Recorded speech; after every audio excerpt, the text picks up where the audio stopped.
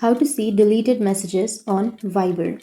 So if you want to see your deleted messages on Viber, then first open up your Viber application. And for example, if you're here on a chat and if you want to simply see the unsent messages or deleted messages, then you won't be able to see that messages on Viber because we don't have that option.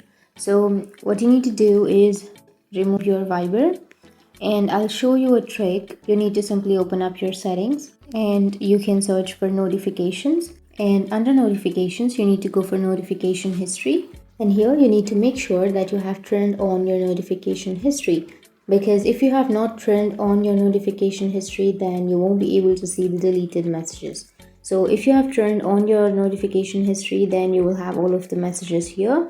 So what you need to do is just open your notification history, and here you will have all of the notifications. So that's it. That's how you can see the deleted messages on Viber. And if you have any questions, feel free to comment below. Thanks for watching.